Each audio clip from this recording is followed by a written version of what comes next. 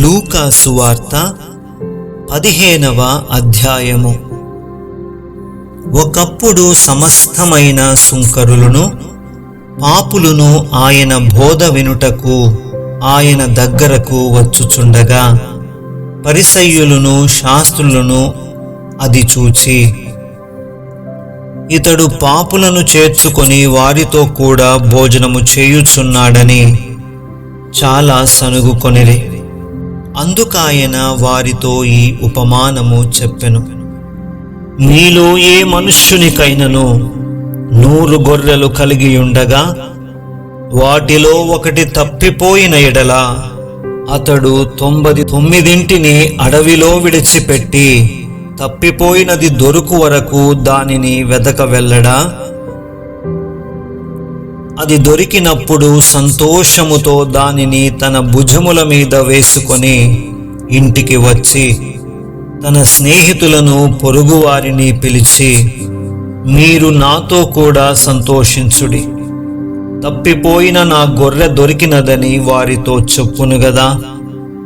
అటువలే మారుమనస్సు అక్కరలేని 99 మంది నీతిమంతుల విషయమై కలుగు సంతోషము కంటే మారుమనస్సు పొందు ఒక్క పాపి విషయమై పరలోకమందు ఎక్కువ సంతోషము కలుగును.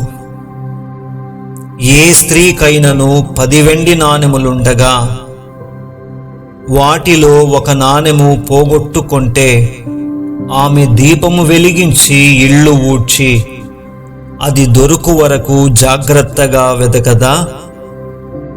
అది దొరికినప్పుడు తన చెలికత్తెలను పొరుగువారిని పిలిచి, నాతో కూడా సంతోషించుడి, నేను పోగొట్టుకొనిన నాణెము దొరికినదని వారితో చెప్పును గదా. అటువలే మారు మనస్సు పొందు ఒక పాపి విషయమై దేవుని దూతల ఎదుట సంతోషము కలుగునని మీతో చెప్పుచున్నానెను. మరియు ఆయన ఇట్లనెను, ఒక మనుష్యునికి 2 కుమారులుండిరి. వారిలో చిన్నవాడు, తండ్రి, ఆస్తిలో నాకు వచ్చు భాగమిమ్మని తన తండ్రినడుగగా అతడు వారికి తన ఆస్తిని పంచిపెట్టెను. కొన్ని దినములైన తరువాత ఆ చిన్న కుమారుడు సమస్తమును కూర్చుకొని దూరదేశమునకు ప్రయాణమైపోయి అచ్చట తన ఆస్తిని దుర్వ్యాపారము వలన పాడు చేసెను. అదంతయు ఖర్చు చేసిన తరువాత ఆ దేశమందు గొప్ప కరువు రాగా వాడు ఇబ్బంది పడసాగి వెళ్ళి ఆ దేశస్థులలో ఒకని చెంత చేరెను. అతడు పందులను మేపుటకు తన పొలములలోనికి వానిని పంపెను. వాడు పందుల తిను పొట్టుతో తన కడుపు నింపుకొన ఆశపడెను గాని ఎవడునూ వానికేమీయూ ఇయ్యలేదు. అయితే బుద్ధి వచ్చినప్పుడు వాడు, నా తండ్రి యొద్ద ఎంతోమంది కూలివాండ్రకు అన్నము సమృద్ధిగా ఉన్నది, నేనైతే ఇక్కడ ఆకలికి చచ్చిపోవచ్చున్నాను. నేను లేచి నా తండ్రి యొద్దకు వెళ్ళి, తండ్రి, నేను పరలోకమునకు విరోధముగాను నీ ఎదుటను పాపము చేసితిని. ఇక మీదట నీ కుమారుడనని అనిపించుకొనుటకు యోగ్యుడను కాను. నన్ను నీ కూలివారిలో ఒకనిగా పెట్టుకొనమని అతనితో చెప్పుదుననుకొని లేచి తండ్రి యొద్దకు వచ్చెను. వాడింక దూరముగా ఉన్నప్పుడు తండ్రి వానిని చూచి కనికరపడి పరుగెత్తి వాని మెడ మీద పడి ముద్దు పెట్టుకొనెను. అప్పుడు ఆ కుమారుడు అతనితో, తండ్రి, నేను పరలోకమునకు విరోధముగాను నీ ఎదుటను పాపము చేసితిని. ఇక మీదట నీ కుమారుడనని అనిపించుకొనుటకు యోగ్యుడను కాననెను.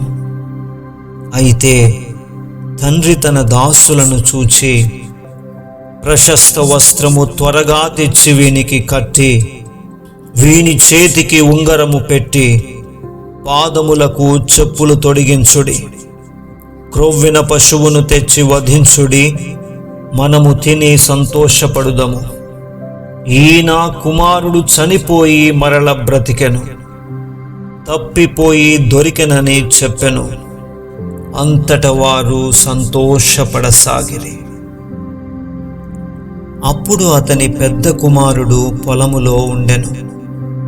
వాడు పొలము నుండి వచ్చుచు ఇంటి దగ్గరకు రాగా వాద్యములను నాట్యమును జరుగుట విని దాసులలో ఒకని పిలిచి, ఇవి ఏమిటని అడుగగా, ఆ దాసుడు అతనితో, నీ తమ్ముడు వచ్చియున్నాడు, అతడు తన యొద్దకు సురక్షితముగా వచ్చినందున నీ తండ్రి క్రొవ్విన పశువును వధించననెను.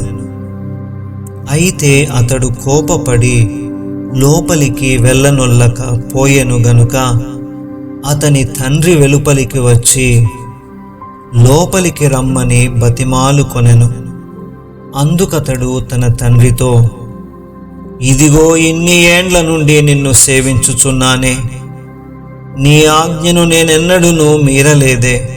అయినను నా స్నేహితులతో సంతోషపడునట్లు నీవు నాకెన్నడూనూ ఒక్క మేకపిల్లనైనను ఇయ్యలేదు. అయితే నీ ఆస్తిని వేశ్యలతో తినివేసిన ఈ నీ కుమారుడు రాగానే వీని కొరకు క్రొవ్విన పశువును వధించితివని చెప్పెను. అందుకతడు, కుమారుడా, నీవెల్లప్పుడూ నాతో కూడా ఉన్నావు, నావన్నీయో నీవి, మనము సంతోషపడి ఆనందించుట యుక్తమే. ఈ నీ తమ్ముడు చనిపోయి తిరిగి బ్రతికెను, తప్పిపోయి దొరికెనని అతనితో చెప్పెను. 16వ అధ్యాయము. మరియు ఆయన తన శిష్యులతో ఇట్లనెను, ఒక ధనవంతుని యొద్ద ఒక గృహ నిర్వాహకుడుండెను. వాడతని ఆస్తిని పాడు చేయుచున్నాడని అతని యొద్ద వాని మీద నేరము మోపపడగా అతడు వాని పిలిపించి, నిన్ను గూర్చి నేను వినుచున్న ఈ మాట ఏమిటి? నీ గృహ నిర్వాహకత్వపు లెక్క అప్పగించుము. నీవు ఇక మీదట గృహ నిర్వాహకుడవైయుండ వల్ల కాదని వానితో చెప్పెను. ఆ గృహ నిర్వాహకుడు తనలో తాను, నా యజమానుడు ఈ గృహ నిర్వాహకత్వపు పనిలో నుండి నన్ను తీసివేయును గనుక నేను ఏమి చేతును? త్రవ్వలేను, భిక్షమెత్త సిగ్గుపడుచున్నాను. నన్ను ఈ గృహ నిర్వాహకత్వపు పని నుండి తొలగించున్నప్పుడు వారు నన్ను తమ ఇండ్లలోనికి చేర్చుకొనున్నట్లు ఏమి చేయవలెనో నాకు తెలియననుకొని తన యజమానుని రుణస్థులలో ఒక్కొక్కని పిలిపించి, నీవు నా యజమానునికి ఎంత అచ్చియున్నావని మొదటి వానినడిగాను. వాడు 100 మనుగుల నూనె అని చెప్పగా, నీవు నీ చిట్టి తీసుకొని త్వరగా కూర్చుండి 70 మనుగులని వ్రాసికొమ్మని వానితో చెప్పెను. తరువాత వాడు, నీవు ఎంత అచ్చియున్నావని మరి ఒకని నడుగగా వాడు 100 తూముల గోధుమలని చెప్పినప్పుడు వానితో, నీవు నీ చీటి తీసుకొని 80 తూములని వ్రాసికొమ్మని చెప్పెను. అన్యాయస్థుడైన ఆ గృహ నిర్వాహకుడు యుక్తిగా నడుచుకొనెనని వాని యజమానుడు వాని మెచ్చుకొనెను. వెలుగు సంబంధుల కంటే ఈ లోక సంబంధులు తమ తరమును బట్టి చూడగా యుక్తిపరులై ఉన్నారు. అన్యాయపు సిరి వలన మీకు స్నేహితులను సంపాదించుకొనుడి. ఎందుకనగా ఆ సిరి మిమ్మును వదిలిపోవునప్పుడు వారు నిత్యమైన నివాసములలో మిమ్మును చేర్చుకొందురని మీతో చెప్పుచున్నాను. మిక్కిలి కొంచెములో నమ్మకముగా ఉండువాడు ఎక్కువలోనూ నమ్మకముగా ఉండును. మిక్కిలి కొంచెములో అన్యాయముగా ఉండువాడు ఎక్కువలోనూ అన్యాయముగా ఉండును. కాబట్టి మీరు అన్యాయపు సిరి విషయములో నమ్మకముగా ఉండని ఎడల సత్యమైన ధనమును ఎవరు మీ వశము చేయును?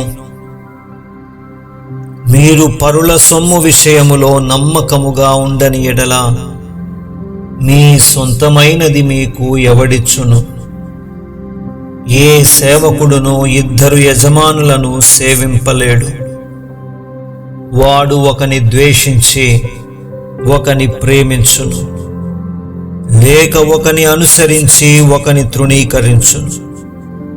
మీరు దేవునిని సిరిని సేవింపలేరని చెప్పాను. ధనాపేక్ష గల పరిసయ్యులు ఈ మాటలన్నీ విని ఆయనను అపహసించుచుండగా ఆయన, మీరు మనుష్యుల ఎదుట నీతిమంతులని అనిపించుకొనువారు గాని దేవుడు మీ హృదయములను ఎరుగును. మనుష్యులలో ఘనముగా ఎంచబడునది దేవుని దృష్టికి అసహ్యము. యోహాను కాలము వరకు ధర్మశాస్త్రమును ప్రవక్తలును ఉండిరి. అప్పటి నుండి దేవుని రాజ్య సువార్త ప్రకటింపబడుచున్నది. ప్రతివాడును ఆ రాజ్యములో బలవంతముగా జొరబడుచున్నాడు. ధర్మశాస్త్రములో ఒక పొల్లైన తప్పిపోవుట కంటే ఆకాశమును భూమియు గతించిపోవుట సులభము. తన భార్యను విడనాడి మరి ఒకతను వివాహము చేసుకొను ప్రతివాడు వ్యభిచరించుచున్నాడు. భర్తను విడిచిన దానిని వివాహము చేసుకొనువాడు వ్యభిచరించుచున్నాడు. ధనవంతుడొకడుండెను. అతడు ఊదారంగు బట్టలను సన్నపు నార వస్త్రములను ధరించుకొని ప్రతి దినము బహుగా సుఖపడుచుండువాడు. లాజరు అను ఒక దరిద్రుడుండెను. వాడు కురుపులతో నిండిన వాడై ధనవంతుని ఇంటి వాకిట పడియుండి అతని బల్ల మీద నుండి పడు రొట్టె ముక్కలతో ఆకలి తీర్చుకొనగోరెను. అంతేకాక కుక్కలు వచ్చి వాని కురుపులు నాకెను. ఆ దరిద్రుడు చనిపోయి దేవదూతల చేత అబ్రహాము రొమ్మున ఆనుకొనుటకు కొనిపోబడెను. ధనవంతుడు కూడా చనిపోయి పాతి పెట్టబడెను. అప్పుడతడు పాతాళములో బాధపడుచు కన్నులెత్తి దూరము నుండి అబ్రహామును అతని రొమ్మున ఆనుకొని ఉన్న లాజరును చూచి, తండ్రివైన అబ్రహామా, నా యందు కనికరపడి తన వ్రేలి కొనను నీళ్లలో ముంచి నా నాలుకను చల్లార్చుటకు లాజరును పంపుము. నేను ఈ అగ్ని జ్వాలలో యాతన పడుచున్నానని కేకలు వేసి చెప్పెను. అందుకు అబ్రహాము, కుమారుడా, నీవు నీ జీవిత కాలమందు నీకిష్టమైనట్టు సుఖము అనుభవించితివి. అలాగుననే లాజరు కష్టము అనుభవించెనని జ్ఞాపకము చేసుకొనుము. ఇప్పుడైతే వాడు ఇక్కడ నెమ్మది పొందుచున్నాడు, నీవు యాతన పడుచున్నావు. అంతేకాక ఇక్కడ నుండి మీ యొద్దకు దాటగోరువారు దాటి పోజాలకుండునట్లును, అక్కడి వారు మా యొద్దకు దాటి రాజాలకుండునట్లును మాకును మీకును మధ్య మహాగాధముంచబడి ఉన్నదని చెప్పెను. అప్పుడతడు, తండ్రి, అలాగైతే నాకు 5 సహోదరులున్నారు. వారును ఈ వేదనకరమైన స్థలమునకు రాకుండా వారికి సాక్ష్యమిచ్చుటకై నా తండ్రి ఇంటికి వాని పంపవలనని నిన్ను వేడుకొనుచున్నానెను. అందుకు అబ్రహాము, వారి యొద్ద మోషేయు ప్రవక్తలును ఉన్నారు, వారి మాటలు వినవలనని అతనితో చెప్పగా అతడు, తండ్రివైన అబ్రాహామా, అలాగు అనవద్దు. మృతులలో నుండి ఒకడు వారి యొద్దకు వెళ్ళిన ఎడల వారు మారు మనస్సు పొందుదురని చెప్పెను. అందుకతడు, మోషేయు ప్రవక్తలును చెప్పిన మాటలు వారు వినని ఎడల మృతులలో నుండి ఒకడు లేచినను వారు నమ్మరని అతనితో చెప్పెననెను.